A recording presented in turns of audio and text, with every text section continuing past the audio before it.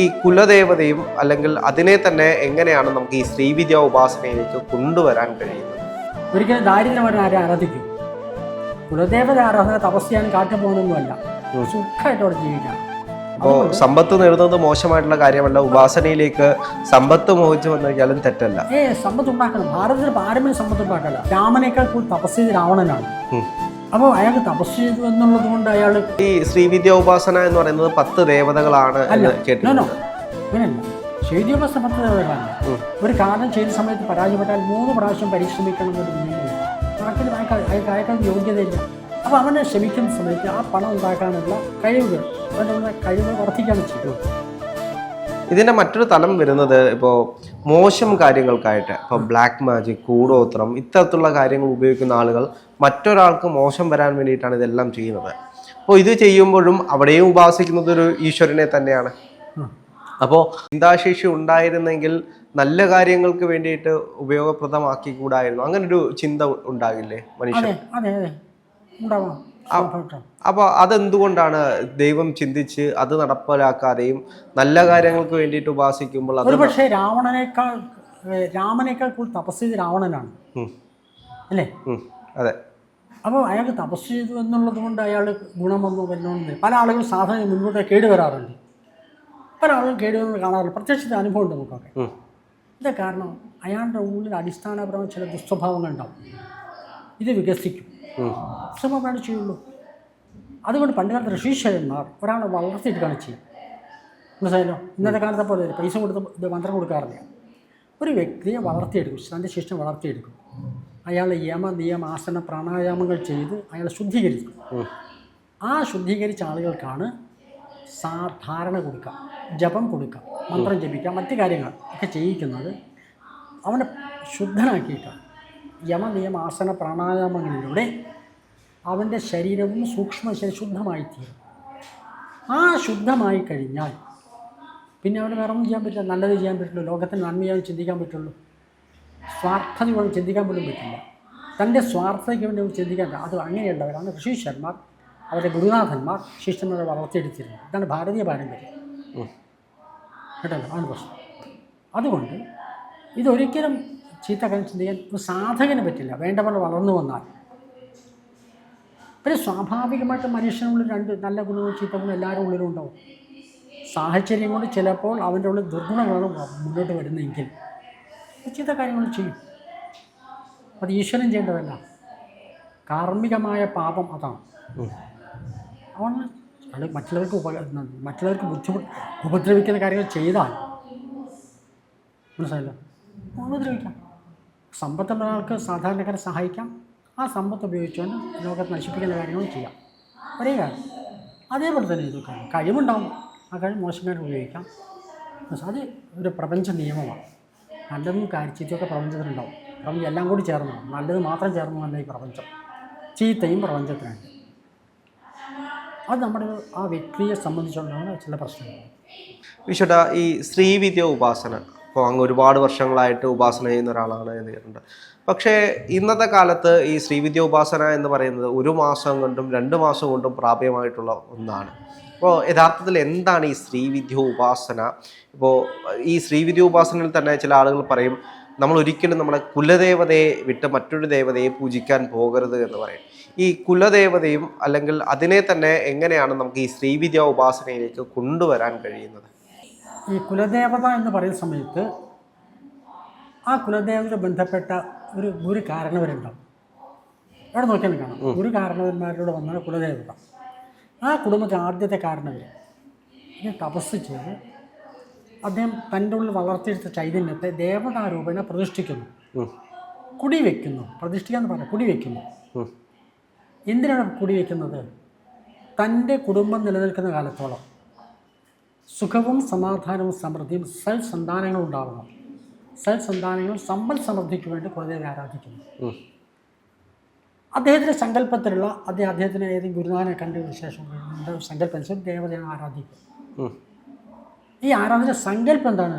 തൻ്റെ കുടുംബം നിലനിൽക്കുന്ന കാലത്തോളം അവർക്ക് സന്യാസിയാൽ മോക്ഷം കിട്ടാനുമല്ല, സൽസന്താനങ്ങളും സമ്പൽ സമൃദ്ധി ഉണ്ടാവണം, സുഖകരമായിട്ട് ജീവിക്കണം. അതിന് ഈ ചൈതന്യം അവരെ അനുഗ്രഹിക്കണം എന്ന സങ്കല്പം. അത് അനുഭവം കൊണ്ട് നമ്മുടെ സിദ്ധാന്തം എന്ന് പറയാൻ അനുഭവം കൊണ്ട് അത് വേണ്ട പോലെ മുൻപോട്ട് കൊണ്ടുപോകുന്ന ആളുകൾക്ക് സുഖവും സമാധാനവും സമൃദ്ധിയുണ്ട്. ഇത് മറന്നുപോയാൽ, തൻ്റെ പാരമ്പര്യത്തെ വിസ്മരിച്ചാൽ അതിൻ്റെ ദുഷ്ഫലവും അവർക്ക് അനുഭവിക്കാം. ഇത് അനുഭവമാണ്, സിദ്ധാന്തം പറയാൻ നിവൃത്തിയില്ല. അനുഭവമാണല്ലോ ഏറ്റവും വലുത്. അപ്പോൾ ശ്രീവിദ്യ എന്ന് പറയുന്നത് പല കുടുംബങ്ങളിലും ശ്രീവിദ്യോപാസന പാരമ്പര്യമാണ്. മനസ്സിലായല്ലോ? അപ്പോൾ ശ്രീവിദ്യോപാസന പാരമ്പര്യമുള്ളവരുണ്ട്, അവരിത് ചെയ്യുന്നുണ്ട്.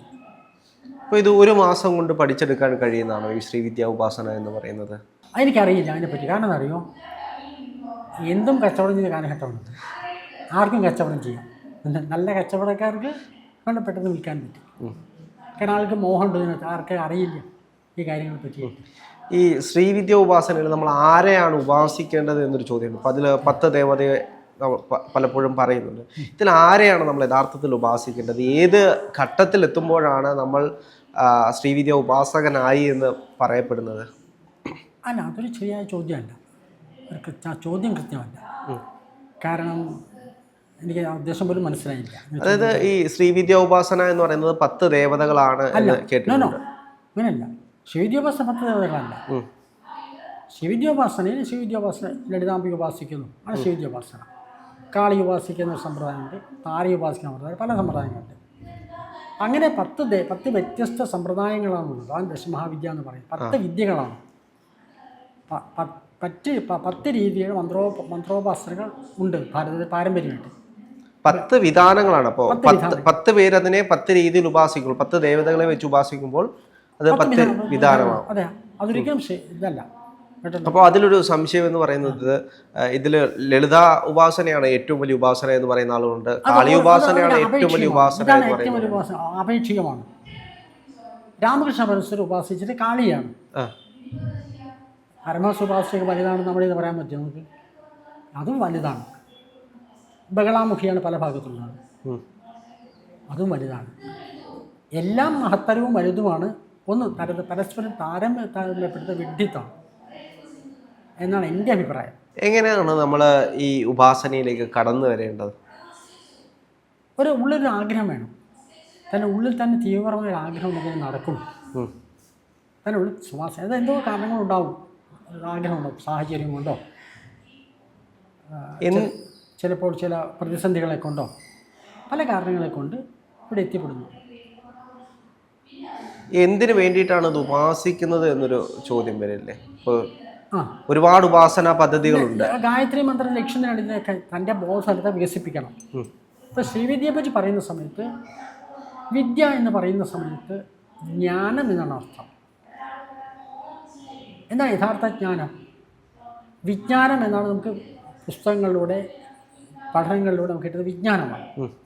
ജ്ഞാനം തൻ്റെ ഉള്ളിലുള്ള ബോധത്തിൻ്റെ വികാസം കൊണ്ടാകുന്ന പരമായ അവസ്ഥയാണ് വേദം എന്ന് പറയുന്നത്. വിദ്യ എന്ന് പറയുന്നത് അതാണ്, തൻ്റെ ബോധത്തിൻ്റെ പൂർണ്ണമായ വികാസം. ഇതാണ് ജ്ഞാനം. അത് എന്തുണ്ടാവും? പ്രപഞ്ചബോധത്തിനെ വികസിക്കും. അത് നേടിയ ഒരാൾക്ക് ശ്രീവിദ്യ ലഭിച്ചു എന്ന് പറയുന്ന വൃത്തിയാണ്. പ്രപഞ്ചവും ഞാനും ഒന്നാണെന്ന ബോധം. കാരണം എന്താ? ശ്രീവിദ്യയെ പറ്റി ശ്രീവിദ്യ സംബന്ധിച്ച ഒരു മന്ത്രം, ഒരു ശ്ലോകമുണ്ട്. ആ ബ്രഹ്മാണ്ഡ പിപീലികാന്ത തനുഹുൽ സുജൃംഭമാണ് സ്ഫുടം. ബ്രഹ്മാണ്ഡം മുതൽ ഒരു ഉറുമ്പിൻ്റെ ഉള്ളിൽ വരെയുള്ള ചൈതന്യം ഒന്നാണ്. സാ ദേവി ജഗദംബിക. ആ ചൈതന്യത്തിനാണ് നാം ജഗദംബികയായിട്ട് ആരാധിക്കുന്നത്. ഭഗവതി ശ്രീരാജരാജേശ്വരി. അപ്പോൾ വ്യക്തമാണത്. പ്രപഞ്ചം നിറഞ്ഞിരിക്കുന്ന ചൈതന്യത്തെയാണ് നാം ദേവി ഉപാസനയിലൂടെ അത് അനുഭവിക്കുമ്പോഴാണ് വിദ്യയാണ്. അതിനെ സ്വാംശീകരിക്കാൻ, പ്രപഞ്ചം നിറഞ്ഞിരിക്കുന്ന ചൈതന്യത്തെ സ്വാംശീകരിക്കാൻ, ആ ബോധത്തിൽ നമുക്ക് ഉയരാൻ ഉള്ള ശ്രമമാണ് ശ്രീവിദ്യാ സാധന. ഇന്ന് ഒരുപാട് ഉപാസകർ ഈ ശ്രീവിദ്യ ഉപാസനയിലേക്ക് വന്നിട്ട്, ഇന്നലെ എല്ലാ കാലത്തുണ്ടായിരുന്നു, ഇന്ന് ആണെന്ന് പറഞ്ഞത് സെറ്റാണ്. ഭാരതത്തിൽ ശ്രീവിദ്യോപാസനയുടെ ഒരു ഇടക്കാലത്ത് നിന്ന് പോയിട്ടേ ഇല്ല.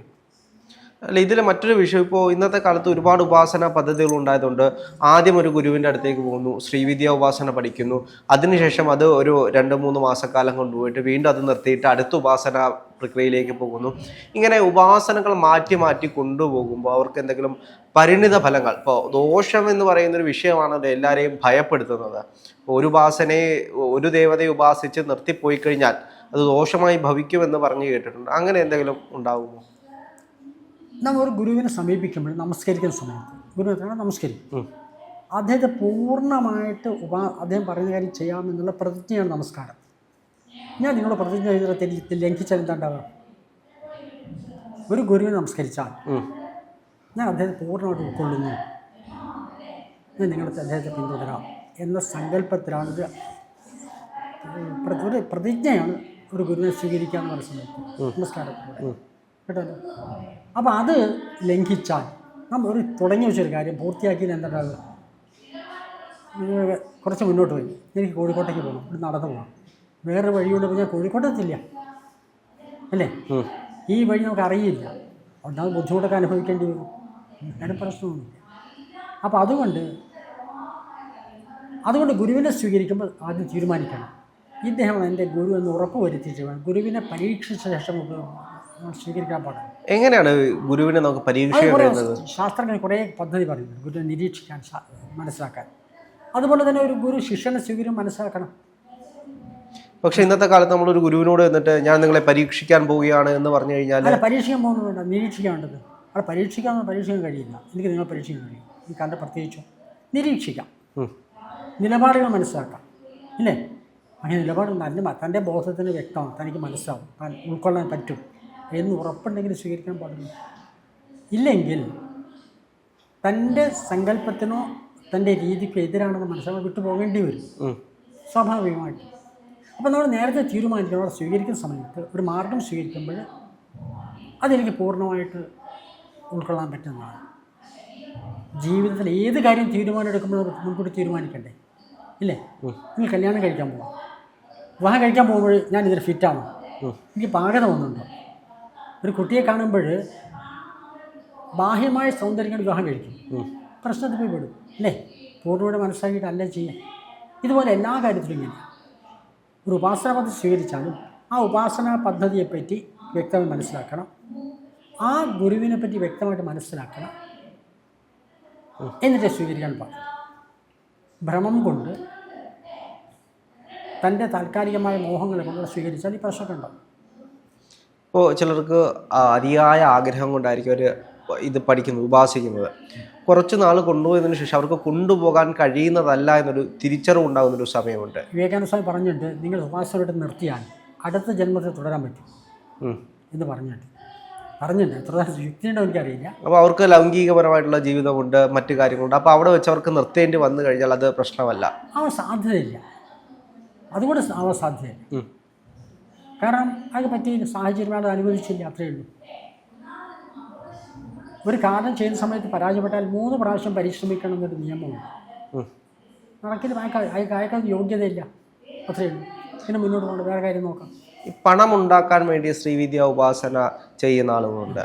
അപ്പോൾ അത് അവർക്ക് ചില ഗുരുക്കന്മാർ പറഞ്ഞു കേട്ടിട്ടുണ്ട്, അങ്ങനെ പോകുന്നവരുടെ പണം മുഴുവൻ പോവുകയുള്ളൂ എന്ന് പറയുന്നത്. അങ്ങനെ പറയാൻ നിർത്തിയില്ല. ആഗ്രഹിച്ച് നടക്കുന്ന ശ്രീവിദ്യ, പണം ഉണ്ടാക്കാൻ ആഗ്രഹിച്ചാൽ പണം ഉണ്ടാവും, വിദ്യാഭ്യാസം ഉണ്ടാവും, മനസ്സിലായില്ലോ? നമ്മൾ എന്താണോ ആഗ്രഹിക്കുന്നത് ശ്രീവിദ്യ ഉപാസനയിൽ നടക്കണം. കാരണം തൻ്റെ കഴിവ് വർദ്ധിക്കാണ് ചെയ്യാം. പണം ഉണ്ടാക്കണം എന്നുള്ളതിന് ആഗ്രഹം എന്താ? പണം ഉണ്ടാക്കണം, അല്ലേ? അപ്പോൾ അവനെ ശ്രമിക്കുന്ന സമയത്ത് ആ പണം ഉണ്ടാക്കാനുള്ള അതിനുള്ള കഴിവുകൾ വർദ്ധിക്കുകയാണ് ചെയ്യും. പക്ഷെ ചില ഗുരുക്കന്മാർ പണം ഉണ്ടാക്കുന്നതോ മോശ കാര്യമാണ്, അതുകൊണ്ട് പണം ഉണ്ടാക്കാൻ വേണ്ടി ഭാരതീയ പാരമ്പര്യം അതല്ല. സമൃദ്ധിയാണ് ഭാരതത്തെ ലക്ഷ്യം. കാരണം ഭാരതത്തിലെ ഋഷീശ്വരന്മാരുടെ തപശക്തിയുടെ ഫലമാണ് ഭാരതം സമൃദ്ധമായിരുന്നത്. ഒരു കാലത്ത് ലോകത്തുള്ളവരോട് ഭാരതത്തിൽ വരാൻ തകർന്ന് സമൃദ്ധമായിരുന്നു, അല്ലേ? സമൃദ്ധി ഉണ്ടായിരുന്നു, തപസ്സിന് ഫലമായിട്ട് സമൃദ്ധി ഉണ്ടാവും. അപ്പോൾ ഒരിക്കലും തപസ്സിൻ്റെ ഫലമായിട്ട് സമൃദ്ധി ഇല്ലാതെ ഒന്നുമില്ല. ഇടക്കാലത്ത് വന്ന പല തെറ്റിദ്ധാരണ ദാരിദ്ര്യമാണ് സ്വീകരിക്കേണ്ടത്, സങ്കല്പം ഇടക്കാലത്ത് വന്നു. എന്ന് തോന്നുന്നു. ശരിയാണെന്ന് എനിക്കറിയില്ല. അത് തോന്നുന്നു ശരിയല്ല. കാരണം ഭാരതത്തിൽ ഞാൻ പലരോട് സംസാരിക്കുന്നുള്ളവർ പറഞ്ഞിട്ടുണ്ട് പണം ഉണ്ടാക്കാനൊന്നും അല്ല ഈ വിദ്യ, എല്ലാം പോവും, പഠിച്ചു കഴിഞ്ഞാൽ എല്ലാം പോവും. എന്താണ് ആഗ്രഹം, ആവശ്യം? ഞാൻ ദരിദ്രനാണ്, എനിക്ക് പണം വേണ്ടേ, അഭിമാനപൂർവ്വം ജീവിക്കുന്ന പണം വേണ്ടേ? അതെ, ഉണ്ടാവും. ആ ആഗ്രഹം പരിഹരിക്കും. സമഗ്രമായ വികാസമുള്ള സാധനം ഉണ്ടാവും. അതുകൊണ്ട് മാത്രം കാര്യം നേടുകയില്ല. ജീവിതം വിജയിക്കാതെ മാത്രം പോരാ. ജീവിതം വിജയിക്കണമെങ്കിൽ എല്ലാ കാര്യങ്ങളും ധാരാളം ഗുണങ്ങൾ വേണം, ഇല്ലേ? കഴിവുകൾ ധാരാളം വേണം. സമ്പത്തും ഒരു കഴിവാണ്. അപ്പോൾ സമ്പത്ത് നേടുന്നത് മോശമായിട്ടുള്ള കാര്യമല്ല. ഉപാസനയിലേക്ക് സമ്പത്ത് മോഹിച്ചു വന്നു കഴിഞ്ഞാലും തെറ്റല്ല. സമ്പത്ത് ഉണ്ടാക്കണം. ഭാരതത്തിൽ പാരമ്പര്യ സമ്പത്ത് ഉണ്ടാക്കല. സൽസന്താനങ്ങളും സമ്പൽ സമൃദ്ധി ഉണ്ടാവാനാണ് കുലദേവത ആരാധിച്ചിരുന്നത്. ഒരിക്കലും ദാരിദ്ര്യമാരെ ആരെ ആരാധിക്കും? കുലദേവത ആരാധന തപസ് ചെയ്യാനും കാട്ടിൽ പോകാനൊന്നുമല്ല, സുഖമായിട്ട് അവിടെ ജീവിക്കണം. കാരണം ഗൃഹസ്ഥന്മാരാണ് ഏറ്റവും കൂടുതൽ തപസ് ചെയ്തത്. ഗൃഹസ്ഥന്മാരുടെ ജോലി എന്താ? നമുക്ക് മറ്റ് 3 ആശ്രമങ്ങളെ രക്ഷിക്കേണ്ടത് ഗൃഹസ്ഥൻ്റെ ധർമ്മമാണ്. പണമില്ലേ ഒരു സഹായിക്കാൻ പറ്റുമോ? ഇല്ല. മറ്റ് ആശ്രമം സഹായിക്കാൻ ബ്രഹ്മചാരിക്ക് ഭിക്ഷ കൊടുക്കണം, സന്യാസിക്ക് ഭിക്ഷ കൊടുക്കണം, ഇല്ലേ? ഇത് കൊടുക്കേണ്ടത് ആരാ? ഗൃഹസ്ഥനാണ്. അപ്പം ഗൃഹസ്ഥൻ്റെ ധർമ്മം എന്താണ്? സമ്പൽ സമൃദ്ധി ഉണ്ടാക്കുക. അത് യാതൊരു സംശയമില്ല. പണം ഉണ്ടാക്കാൻ തന്നെ വേണം, ഇല്ലെങ്കിൽ എനിക്ക് വിലയുണ്ടാവില്ല ഇവിടെ നാട്ടിൽ. ബാലാവിംശയിൽ പറയുന്നുണ്ട്, ദേവി ഉപാസിക്കാൻ വേണ്ടിയിട്ട് കൂവളം പറച്ചെടുക്കുന്ന സമയത്ത് അതിൻ്റെ കൈകൊണ്ട് ആ കൂവളത്തിൻ്റെ മുള്ളുകൊണ്ട് കൈക്ക് പരിക്ക് പറ്റിയാൽ, കൈക്ക് മുറിഞ്ഞാൽ അയാൾക്ക് എങ്ങനെ സമ്പത്തില്ലാതിരിക്കും എന്ന് ചോദിക്കുന്നുണ്ട്. അല്പസമ്പത്തുള്ള ആളുകളെ സാമ്രാജ്യാധിപതികളാക്കിയ ചരിത്രമാണ് ബാലാവിംശയിൽ പറയുന്നത്. മനസ്സിലായി? അപ്പോൾ സമ്പത്ത് നമ്മുടെ മോശം ഒരു കാര്യം കണ്ടിട്ടില്ല. സമ്പൽ സമൃദ്ധി അതേപോലെ തന്നെ സൽസന്താനങ്ങൾ ജീവിത ലക്ഷ്യമാണ്. ഒരു സംശയമില്ല. എന്താണെങ്കിലും ഒരുപാട് സന്തോഷമുണ്ട്. നമുക്ക് അങ്ങേ ഈ തിരക്കിനിടയിൽ തന്നെ എനിക്കൊന്ന് ശിബിരം നടക്കുകയാണ്. അങ്ങയുടെ 1 വർഷക്കാലം വിദ്യാർത്ഥികളായിരുന്ന ആളുകൾ ഇന്ന് പടിയിറങ്ങുന്നൊരു ദിവസമാണ്, അല്ലെങ്കിൽ പൂജ കഴിഞ്ഞിട്ട് ഇറങ്ങുന്നൊരു ദിവസമാണ്. അപ്പോൾ ഇതിൻ്റെ ഇടയിലും ഈ സമയം തന്നതിന് ഒരുപാട് സന്തോഷമുണ്ട്. ഒരുപാട് നന്ദി. നമസ്കാരം. എല്ലാവർക്കും നമസ്കാരം.